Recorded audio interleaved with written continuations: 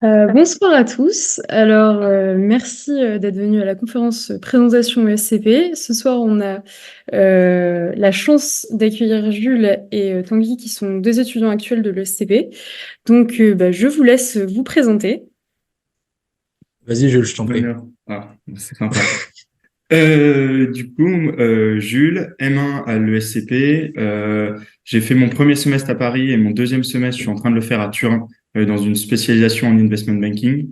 On parlera peut-être un petit peu des campus plus tard, comment ça fonctionne. Moi, je suis passé par donc la Cato avec la licence Ecofi, le parcours classe sup. J'avais fait quelques stages durant les 3 années à la fac. J'avais fait un stage en vente, un stage en recrutement, en audit et un en asset management de 6 mois quand j'étais parti 1 an en échange universitaire aux États-Unis. À toi, Tanguy. Et donc, moi, je m'appelle Tanguy. Ça fait déjà 1 an que j'ai intégré le SCP. Donc là, je suis dans mon année de césure entre mon M1 et mon M2. J'étais en parcours classe sup. J'ai fait mon échange à Warwick. Enfin, du coup, c'était pendant le Covid, donc c'était pas vraiment un échange. Et donc 3 ans à la Cato quasiment. Des stages pendant mon cursus, j'ai fait un stage ouvrier en première année et un stage dans l'événementiel sportif en deuxième année. Et aujourd'hui, en césure, là, je suis en stage en banque d'affaires et en fonds d'investissement, donc rien à voir, mais voilà où j'en suis. Super, merci beaucoup. Est-ce que vous pourriez commencer par développer les spécialisations qui existent à l'ESCP et notamment, je crois qu'il y a une histoire de spécialisation en fonction du semestre où vous êtes. Donc, si vous pouvez nous en dire un peu plus sur comment ça fonctionne. Et Tanguy, je vais te laisser commencer. Ok, pression. Donc en fait, quand on rentre à l'ESCP, bah, nous on rentre en M1. Donc le premier semestre, c'est un semestre de tronc commun. Donc c'est-à-dire que les prémasters, donc ceux qui ont intégré après prépa, qui ont déjà fait une année à l'ESCP, bah, ils font les mêmes cours que nous et avec tous les étudiants internationaux. Donc Mhm. vraiment pendant 6 mois, on a tous les mêmes cours, c'est-à-dire des cours, hein, on va dire un peu classiques. Il y a de la finance, il y a du contrôle de gestion, il y a du marketing. Enfin, il y a de tout et de rien en fait finalement. Et la spécificité de l'ESCP, c'est de choisir une spécialisation par semestre et non par année. En fait, dans les autres écoles, souvent, c'est à partir du M2 que enfin, tu fais un M2 spécialisé. Et à l'ESCP, non, c'est une spé par semestre. Et donc après, dans le choix des spé, bah, c'est comme dans toutes les écoles. Enfin, il y en a énormément. Je crois que Jules, avec Jules, on a fait la même, donc on va pas, ça va pas être hyper varié. Mais nous, notre spécialité, c'était investment banking. Et donc, qu'on peut après suivre sur tous les campus en général. Toutes les spé sont disponibles sur quasiment tous les campus. Et donc, moi, je suis allé sur le campus de Madrid et Jules à Turin, si je dis pas de bêtises. Yes, c'est ça exactement. Il y a 70 spécialisations différentes et donc on peut aller les choisir et elles sont pas disponibles sur tous les campus. Donc si vous voulez, je sais pas, une spécialisation en entrepreneuriat, il y en a une à Paris, à Londres et à Turin uniquement. Après, faut choisir et elles ont chacune leur spécificité, on va dire. Et est-ce qu'il y a une possibilité de ne pas avoir la spécialisation que vous avez demandé ou c'est plutôt ne pas avoir le campus que vous avez demandé? En fait, ce qui va être le choix du campus au premier semestre et le choix de la spécialisation, ça va se baser sur la même chose parce que le choix est fait avant même de rentrer à l'ESCP. Ce qui fait qu'avant même de rentrer à l'ESCP, tu sais où tu vas passer ton premier semestre et tu sais où tu vas passer ton second avec quelle spécialisation. Tu peux pas changer entre les deux. Enfin, il y a toujours des galères. Enfin, tu peux toujours essayer de gruger avec l'administratif, mais c'est tout. Donc en fait, c'est basé sur ton dossier. La sélection est basée sur ton dossier, elle n'est pas basée sur tes notes à l'ESCP. Et du coup, oui, c'est possible que t'aies pas tes choix. Il y a des choix qui sont un peu plus demandés que d'autres, mais en général, enfin moi, les gens de la Cato avec qui j'étais, etc., on a tous eu notre premier choix. Je sais Ouais, pas pour ta promo, ouais, Jules. c'est ça. Moi aussi, on va dire dans la dizaine de personnes qui ont intégré cette année, on a quasiment tous eu notre premier choix aussi. Euh, donc, en l'occurrence, moi, c'était mon premier choix aussi. Ok, génial, merci beaucoup. Maintenant, la fameuse question incontournable. Quels étaient vos scores de TAJ et de TOEIC lorsque vous êtes parti de la Cato? Et Jules, je vais te laisser commencer cette fois. Et ben alors, moi, j'ai eu un score très faible au TAJ. J'ai eu 300 et j'ai eu 980 au TOEIC. Euh, Moi, j'avais d'autres atouts dans ma poche, on va dire. J'ai fait beaucoup de stages et c'est ça qui a fait la différence et qui a pu compenser mon score de TAJ très faible. Et moi, c'est tout l'inverse. Pas beaucoup d'atouts sur le CV, donc j'ai un peu misé tout sur le TAJ et heureusement, ça s'est plutôt bien passé. J'ai eu 417 au TAJ et TOEIC, me souviens plus trop. Je crois que j'ai eu 960 ou 965. J'ai pas eu le top score, quoi. Ok, génial, merci beaucoup. Et comment est-ce que vous avez préparé les oraux de l'ESCP? Est-ce qu'il y a enfin, des spécificités particulières? Et notamment, est-ce qu'il y a des oraux de langue pour l'ESCP? Et Jules, vas-y. Ouais, vas-y, Ok. Jules, ça a peut-être changé. Enfin, je sais que ça change un Oui. peu selon les Alors, années. ça a changé, il me semble, entre ton année et mon année. Maintenant, il y a uniquement un Zoom de 20 minutes, un entretien de personnalité avec une ou deux questions en anglais et c'est tout. Donc, c'est hyper court et aucun euro de langue. Ok. Et l'oral, Comment se préparer? soit, c'est vraiment que sur le projet pro, tes expériences et des trucs comme ça? Ça dépend énormément. Des fois, ça peut être sur les projets pro et des fois, ça peut être sur d'autres sujets en fonction de ce qui a été lancé, beaucoup sur les stages précédents ou sur des activités extra-professionnelles, extrascolaires, etc. Et moi, pour mon année, c'était juste un stage, pardon, un oral de motivation, mais pas en Zoom, en présentiel. C'était entre 20 et 30 minutes. Et en fait, avant d'y aller, on devait remplir une feuille avec quatre ou cinq questions. Je crois qu'il y avait tes expériences professionnelles, ton parcours académique, un truc dont tu es fier, enfin les questions un petit peu bateau d'entretien. Donc tu remplissais ça et après tu arrivais avec ta feuille en trois exemplaires, tu la donnais à ton jury et il te parlait sur la base de la feuille et sur d'autres questions pendant 20-30 minutes. Mais après, enfin, ça changeait beaucoup. Moi, j'ai déjà un pote qui a quand même été pris, mais finalement, ils ont dit, bah, moi, la feuille, ça m'intéresse pas. On va pas. Et du coup, ils l'ont juste parlé pendant 10 minutes de complètement autre chose. Ils l'ont charcuté pendant 10 minutes. Il est sorti quasiment en pleurs et finalement, il a été pris. Et moi, ça s'est passé entretien vraiment classique avec, pareil, il y avait un jury qui était anglais. Donc, je conversais avec le jury en anglais et les autres en français. Ok, top, merci. Grégoire, je te laisse reprendre la main. Ok, donc bah, je vais continuer. Du coup, en arrivant à l'ESCP, est-ce que vous avez ressenti une différence par rapport à ceux qui venaient de prépa, qui sont arrivés en L3? Bah, en fait, oui, en école de commerce, t'arrives forcément avec des différences, peut-être encore plus à l'ESCP parce que finalement, tu vois, je crois qu'à l'EDEC ou à l'EM, t'as quand même 200 AST qui sont pris, ou je dis peut-être, enfin, 150 ou 200. À l'ESCP, on n'est que 80 d'AST français, enfin, d'écoles françaises, plus 80 français, mais d'écoles étrangères. Enfin, d'écoles à l'étranger, donc ça te fait à peu près 150 en tout, mais les deux se connaissent pas forcément. Et tu as un peu de différence parce que oui, les mecs, ils étaient en asso, enfin, ils se connaissent d'avant. Donc, c'est comme si tu arrivais dans une école où tout le monde se connaît et toi, finalement, bah, tu connais personne ou tu connais deux, trois potes de la Cato. Donc, tu as des différences, mais finalement, elles s'effacent très, très vite. Après, forcément, tu vas être plus amené à être pote avec des AST. Enfin, moi, ça a été mon cas. Je sais pas pour toi, Jules, mais tu es plus amené à être pote avec des AST parce que bah, tu essayes de te rencontrer entre personnes qui se connaissent pas. Mais moi, je m'entends très bien. Enfin, j'ai des potes en prépa et il n'y a pas du tout de problème. Ouais, c'est ça. Souvent, tu vas te retrouver avec les personnes qui ont fait un parcours à peu près similaire au tien, parce que effectivement, comme il y a déjà des groupes qui sont constitués, mais en l'occurrence, c'était vachement le cas au premier semestre, un peu moins au deuxième semestre, moi à Turin, où du coup là, j'avais tissé des liens avec certains prépas qui se sont intensifiés, on va dire, maintenant que je suis en échange avec eux et qu'il y a moins d'AST aussi sur le campus de Turin. Ouais, t'as aussi ça en fait. Enfin, du coup, on a fait tous les deux Paris au premier semestre. Au premier semestre, en fait, t'as le bar de l'école, etc. Donc, t'as vraiment l'esprit asso. T'as le couloir des assos, etc. Mais en fait, dès que tu bouges dans les campus, enfin d'ailleurs, il y a plus parce que c'est en travaux, pardon.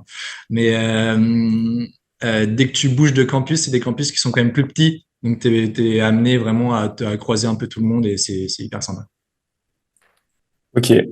Et du coup, comment s'est passée votre intégration? Et pour rejoindre ce sujet-là, est-ce qu'il y a des assos, par exemple, qui sont que pour les AST ou d'autres qui sont que pour les prépas? Peut-être, Jules, je te laisse commencer. Alors moi, j'ai pas rejoint d'assaut à l'ESCP. J'ai rejoint un sport, j'ai rejoint l'aviron. Mais si, et donc là, tous les sports, tout le monde peut rejoindre. Et au niveau des assos, il y a des assos qui recrutent plus entre prépa, oui. Après, ce qui est compliqué, c'est que tu arrives en septembre, les recrutements vont commencer en octobre, ils vont être finis en novembre. et en décembre, tu vas commencer ton mandat, et puis mi-décembre, tu vas rentrer chez toi, et puis après, tu pars sur un autre campus. Donc, en fait, tu n'as pas forcément le temps de t'investir. Donc, souvent, les M1 s'investissent peu dans les assos en tant qu'AST, ou certains qui restent sur une année le font aussi. Mais je sais qu'il y a d'anciens de la Cato qui avaient rejoint Start Me Up. Je sais pas si c'était ton cas, Tanguy. Ouais, Et, enfin non, moi je j'avais pas postulé en asso. En fait, là, j'en voyais pas trop l'intérêt pour les raisons que tu as évoquées, c'est que tu pars très très vite. Enfin, je savais que je partais à Madrid, donc enfin, j'avais pas envie d'être pendant 2 semaines dans une asso. Et le seul intérêt, enfin la seule asso un peu à viser, mais après il faudrait rester à Paris, c'est la junior entreprise. Et ouais, là tu peux être pris en AST, mais tu vois, je crois que sur les promos, je crois que c'est 20, 25 et t'as deux AST, ouais. ouais, Donc deux c'est jouable, AST. hein. C'est jouable, mais C'est jouable, ouais, il y en a. Et il y en a aussi deux dans Challenge. C'est un peu la deuxième junior entreprise, un petit peu moins cotée, euh, avec des missions différentes, si on reprend leurs mots. Ok.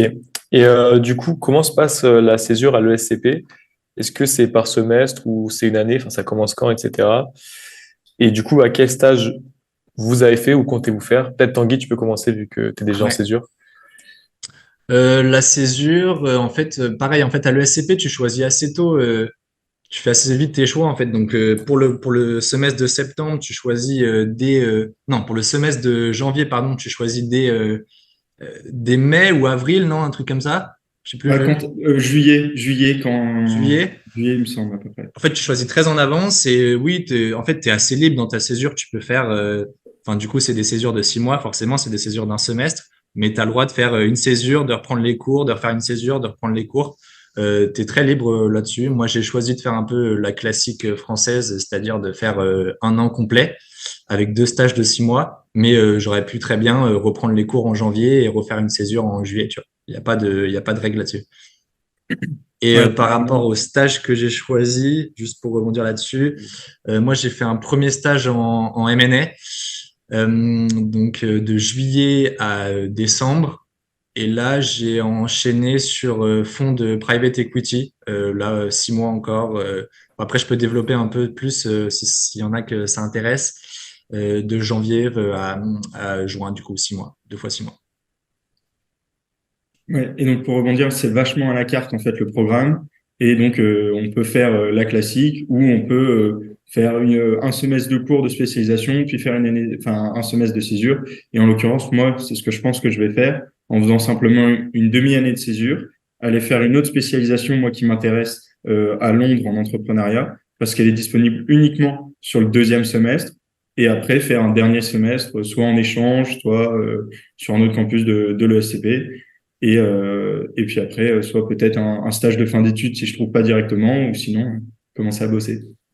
Ouais, parce qu'il y a aussi ça, ouais, Jules, tu fais bien en parler, il y a aussi pas mal, enfin, il y a des échanges comme dans toutes les écoles, et tu as quand même pas mal de destinations et pas mal d'étudiants qui partent, c'est assez courant, je sais que dans pas mal d'écoles, enfin, tu as quand même quelques écoles de commerce qui proposent pas trop d'échanges, où c'est pas trop poussé, mais à l'ESCP, il y a beaucoup de gens qui partent en échange, donc ça, c'est plutôt cool. Ok. On part assez régulièrement, comme on va à chaque fois sur une autre spé sur chaque campus. En plus, ouais. Et, mais pour les échanges, ça se fait uniquement sur vos notes. C'est-à-dire qu'il va y Ouais. avoir un classement. Et en fait, le premier a son échange, le deuxième choisit, et ainsi de suite, on va dire. Comme ça, les règles sont données avant le début, dès le début. Ok. Donc, quand vous faites un échange, ça se passe du coup sur le M2 ou pendant l'année de césure? Euh, Bah, en gros, en fait, enfin, les vrais échanges, parce que du coup, nous, ce qu'on appelle aller sur un autre campus, c'est pas un échange puisque c'était sur le campus de ton Ouais. école. Mais les vrais échanges, je crois pas que tu puisses partir en M1. Ouais, je Moi, crois je pas, confirme. Jules, tu confirmes. Ouais. Donc ouais, c'est plutôt en M2. Et en fait, c'est un semestre, sauf si tu fais un double diplôme, je crois. Tu peux faire un double diplôme avec une université partenaire et là, c'est un an. Mais sinon, c'est un semestre. Ok. Si je Ça, dis pas de bêtises. je suis pas sûr. Je sais pas. Je crois. À vérifier. Et il y a aussi de l'alternance qui est possible sur 2 ans et un an. 2 ans Ouais, sur donc les 2 années et un an, c'est uniquement sur le M2. ouais. Ok, merci beaucoup. Est-ce que vous auriez un conseil à nous donner ou quelque chose qu'on vous a dit quand vous étiez à notre place en train de préparer vos lettres de motivation, vos oraux, tout ça, quelque chose qui vous a servi ou que vous nous conseillerez de faire euh, en amont de cette période qui va commencer? Jules, je te laisse y aller. Écoutez, Madame Hubert, euh, Ah. Il est fort. Il est euh, fort. il a dit le terme. Non, mais effectivement, ça va être une période qui va être assez chargée. Il va y avoir plein d'écoles à présenter euh, pour finir avec au moins une école, on va dire.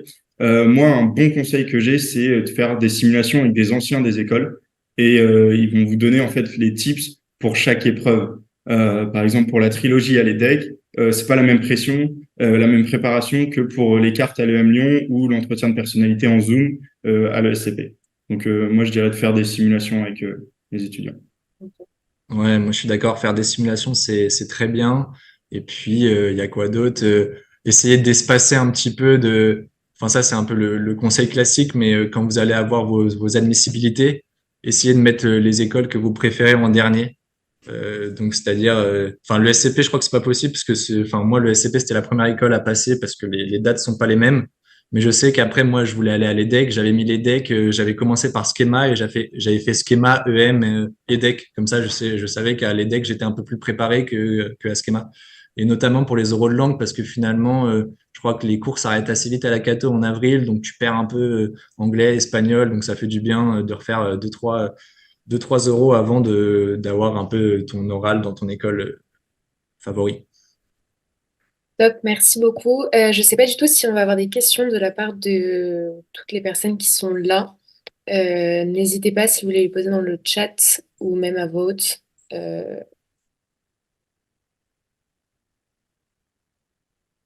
Ouais. Donc en fait, moi, je crois que Madame Hubert n'est pas là, mais c'était pas du tout mon projet professionnel à la base. En fait, j'étais pour raconter, j'étais en fait en deuxième année, donc j'étais en échange à Warwick, mais à cause du Covid, j'ai pas pu y aller, donc j'ai fait un an à distance en suivant les cours de Warwick. Et j'étais arrivé, on m'avait dit entretien de personnalité à la fin de l'année. Donc je sais pas si, je crois que vous avez tous eu ça alors à la fin de la deuxième année, enfin du moins pour les classes sup et les prépa 3. Et donc entretien de personnalité, je savais pas trop quoi raconter. Et j'avais rien à raconter même parce que j'avais jamais fait d'expérience, etc. Et donc Madame Hubert m'avait très justement orienté vers ma passion qui est le golf. Et donc j'avais développé tout un projet professionnel autour de ça. À partir un peu de rien. J'avais fait un stage finalement en deuxième année dans l'événementiel sportif et puis j'étais arrivé en école vraiment à proposer, enfin, à développer ma passion, à expliquer pourquoi c'était bien, pourquoi je pouvais la développer en France, etc. Et finalement un projet dans lequel bon, ça m'aurait amusé de le faire, mais que j'avais pas du tout envie de faire. Enfin, c'était pas du tout ça qui m'intéressait parce que moi je voulais faire de la finance. Et donc j'arrive à l'ESCP en voulant faire de la finance, mais sans vraiment rien connaître. Et en fait, la spécialisation investment banking, elle t'apprend quand même vachement les bases. Elle te met surtout avec des personnes qui sont intéressées finalement par le même secteur. Donc, tu commences à comprendre tout le processus. Enfin, les stages en M&A, pour vous la faire courte, c'est 3 à 4 entretiens pour un stage. Donc, c'est assez énervé. Enfin, faut bien réviser, faut être très prêt. Et donc moi, je voulais faire du M&A parce que j'avais envie de découvrir ce secteur, j'avais envie de beaucoup bosser, j'avais envie d'apprendre la rigueur, etc. Ça n'a pas raté, hein. C'est un métier qui est assez demandant et assez exigeant, mais j'ai beaucoup aimé. Et en fait, j'ai choisi de le faire dans une structure assez petite, pas dans les grandes banques d'affaires que vous pouvez connaître. Et du coup, moi, ça m'a permis vraiment de découvrir le métier dans les premières semaines et après d'être responsabilisé à la fin et d'avoir beaucoup d'expositions, alors que dans les grandes banques, ça va être directement travail à la chaîne et il n'y a pas forcément cette chance. Et après, pourquoi private equity? Private equity, donc je sais pas si tout le monde sait, mais c'est prendre des participations minoritaires ou majoritaires dans des boîtes non cotées. Et je voulais faire ça parce que c'est un peu le pendant du M&A, c'est un peu voir les deux côtés de la corporate finance. Et là, j'ai commencé il y a 2 semaines, donc pour l'instant, je peux pas en dire grand-chose, mais c'est un métier assez intéressant. Top, merci Tanguy. On a quelques questions du chat, dont une qui vient d'arriver. Pouvez-vous nous parler un peu de vos notes de licence? Est-ce qu'elles étaient importantes dans le dossier et par exemple aussi du classement, j'imagine? Jules, je vais te laisser prendre la parole du coup. Euh, alors oui, globalement, on voit que les gens qui ont des bonnes notes ont plus de chances d'arriver à l'ESCP. Après, c'est pas forcément vrai. Moi, je devais être dans les 15e de promo. Pourtant, j'avais deux potes à moi qui étaient premiers et deuxièmes avec des très bons scores de TAGE et TOEIC et qui n'ont pas été pris non plus. Qui n'ont pas été pris. Donc, c'est pas... Normalement, c'est censé être important, mais ça fait pas tout. Ouais. Ouais, je suis d'accord. En fait, moi, j'étais plutôt bien classé. Je crois que j'ai été top 5. Mais pour le SCP en particulier, dites-vous qu'il n'y a pas vraiment de règles. C'est un peu injuste, mais je sais pas trop pourquoi un tel est pris, pourquoi un tel n'est pas pris. Mais les notes de licence, elles vont surtout vous servir dans les autres écoles où là, quand tu es bien classé, tu es quasiment sûr d'être admissible.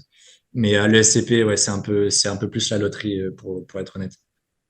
Ouais, c'est ça, c'est un peu la roulette. À partir du moment où on a un dossier qui est correct, bah, t'as des gens qui sont pris et des gens qui sont pas pris. Merci beaucoup. On avait une autre question. J'ai vu que Jules t'y avait répondu, mais peut-être que ça pourrait en intéresser d'autres. Est-ce qu'un master spécialisé est fréquent à la suite d'un master et est-ce que ça vaut le coup selon vous? Alors, très peu de personnes font le master puis un MSc, ou alors c'est plutôt des étudiants qui ont fait une autre formation, type ingénieur, et qui décident de faire un MSc un peu en finance pour après repartir sur des métiers financiers. Ou sinon, je sais qu'il y a quelques personnes qui, avec une école un peu moins classée, un peu moins bien classée, décident de faire un master spé, mais moi, je le recommande pas forcément. Après, je suis pas encore sur le marché du travail, donc je sais pas si c'est vraiment important ou pas. Je laisse Tanguy développer. Non, je peux pas. Enfin, j'en sais pas plus que toi là-dessus. Euh, ouais, non, j'en sais. Enfin, t'as quand même le choix avec de prendre 3 spécialisations, donc refaire un master spé derrière. Je sais pas. Enfin, j'en vois pas trop l'intérêt. Merci beaucoup. Je ne sais pas si vous avez d'autres questions. J'ai l'impression que c'est...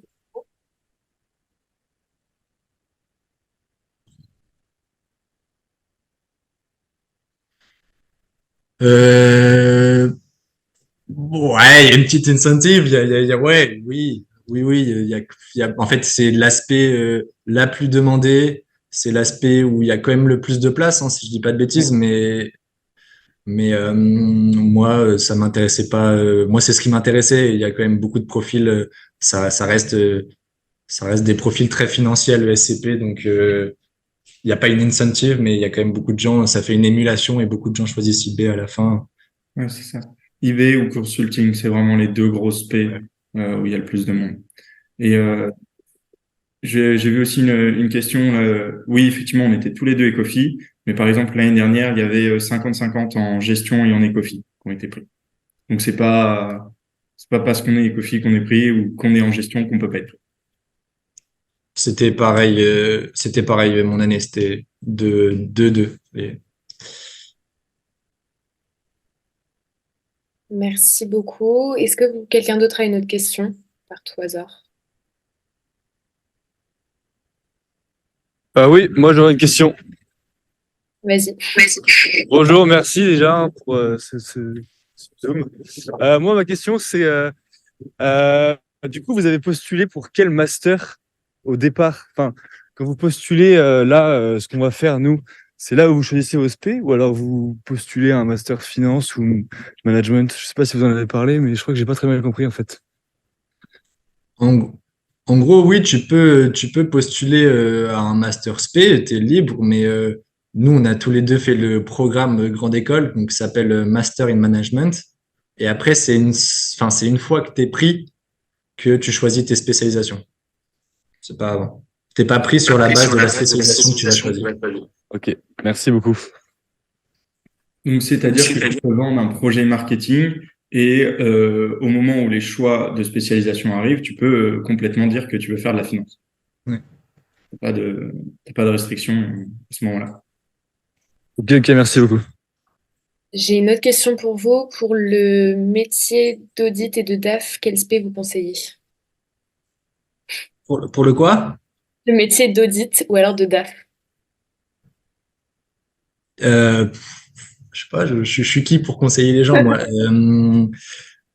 Bah, audit, ouais, eBay quand même, hein, non? Ouais, eBay. Moi, je dirais Il y a, eBay il y a- aussi. Après, je crois qu'il y a des SP sur le campus parisien en finance, ouais, finance finance de d'entreprise. marché, je crois, mais c'est un peu différent. Enfin, Je en vrai, pense que il y en a beaucoup il y en a beaucoup d'SP, mais finalement, t'en élimines assez vite, pas mal. Et des vraiment intéressantes, enfin, ça dépend ce que tu veux faire, mais si tu veux faire audit ou DAF, il y en a deux, trois qui vont correspondre, je pense. et vous pouvez regarder sur le site, vous pouvez télécharger la plaquette et il y a 70 spécialisations. Et donc, vous choisissez celle qui vous intéresse. Et est-ce que vous pourriez chacun répéter le nombre de personnes qui avaient été prises votre année? Et Jules, je crois que tu avais plusieurs sessions à laquelle vous avez pu postuler, alors que Tanguy, il n'y en avait qu'une seule. Donc précisez combien, si vous connaissez les nombres, combien par session. Ouais, nous, c'était une seule session. Oui, je crois que ça a changé. Maintenant, il y a deux sessions. Donc, nous, on était quatre admissibles et les quatre ont été pris. Ok. Nous, sur la deuxième session, on était quatre, trois aux euros et j'étais le seul admis.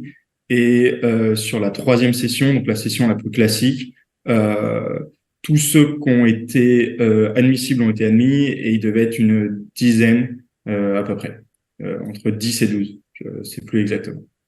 Ok, génial. Écoutez, merci beaucoup. Cette fois-ci, je pense qu'on a fait le tour des questions, à moins qu'une dernière personne en ait une, mais je ne pense pas. En tout cas, merci beaucoup pour vos témoignages, c'était hyper intéressant et ça peut nous aider. Donc, merci infiniment. Bah, c'était avec plaisir et n'hésitez pas, hein, si vous avez des questions, à envoyer des messages aux anciens, c'est hyper important. Moi, je suis disponible. Enfin, vous allez voir, si, vu le nombre de sélectionnés l'année dernière, vous n'avez pas de mal à trouver un interlocuteur. Donc n'hésitez pas. Ouais, n'hésitez pas à nous envoyer des messages si vous voulez faire une simulation, si vous avez besoin d'aide pour autre chose, pour préparer un peu le CV, etc. Même si on ne donnera pas d'aussi bons conseils que les personnes qui vous conseillent en ce moment. Bah, écoutez, merci beaucoup et merci à tout le monde d'être venu pour la réunion.